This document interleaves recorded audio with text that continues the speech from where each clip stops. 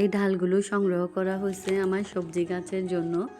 ছাদে আমার প্রচুর কাজ জমে আছে, কিন্তু সময় পাচ্ছি না। বেশি সময় চলে যায় ছেলের স্কুলে, তারপর রোদ হলে রোদের জন্য কাজ করতে পারি না, গরম অসহ্য লাগে। বৃষ্টি হলে বৃষ্টির জন্য কাজ করতে পারি না, কারণ ভিজতে আমার একদম ভালো লাগে না। আর এই দেখেন, এই চাল কুমড়া গাছটা একদম মাটি থেকে দোতলা ছাদে উঠাচ্ছি, সে প্রায় উঠেই গেছে। তো এই জন্য তার শাখা প্রশাখার জন্য ঘর বাড়ি করে দিলাম। আর এখানে হচ্ছে শিমের বীজ, যেগুলো আমি গতকালকে লাগাইছিলাম। বৃষ্টিতে মাটি ভিজে কি একটা অবস্থা, বীজগুলো যাতে পচে না যায় এজন্য সিঁড়ি ঘরের ভিতরে রেখে দেব।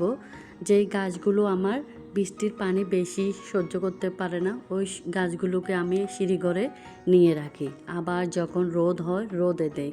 এই হলো আমার নিত্য ডিউটি। আর বর্ষাকালে ছাদ বাগান পরিষ্কার পরিচ্ছন্ন রাখা খুব কষ্টকর কিন্তু।